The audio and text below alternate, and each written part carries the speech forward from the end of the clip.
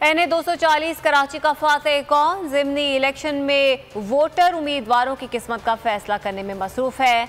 नशिस्त MQM के इकबाल मोहम्मद अली के इंतकाल पर खाली हुई थी। अब इस सीट पर MQM के मोहम्मद अबू बकर, मुहाजिर कौमी मूवमेंट के रफ़ीउद्दीन फैसल, पाक सरजमीन पार्टी के शब्बीर कायम खानी, पीपल्स पार्टी के नासिर लोधी, तहरीक लब्बैक के काशिफ कादरी मद्दे मुकाबिल हैं। पोलिंग सुबह 8 बजे शुरू हुई, शाम 5 बजे तक जारी रहेगी।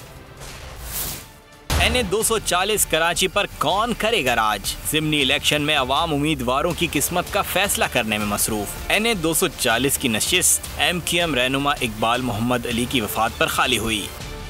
अपनी खोई हुई सीट हासिल करने के लिए MQM पाकिस्तान ने मोहम्मद अबू बकर को मैदान में उतारा है। महाजिर कौमी मूवमेंट के रफ़ीउद्दीन फैसल, पाक सरजमीन पार्टी के शब्बीर कायम खानी, पीपल्स पार्टी के नासिर लोधी, तहरीक लब्बैक के काशिफ कादरी मद्दे मुकाबिल हैं।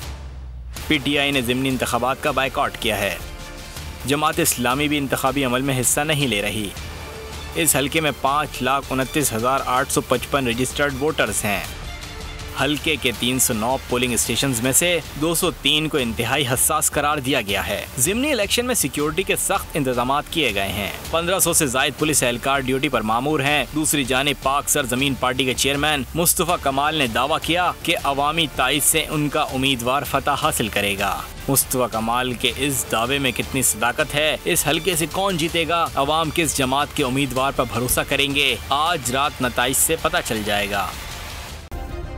सब्सक्राइब करें और बेल दबाएं ताकि कोई खबर रह न जाए।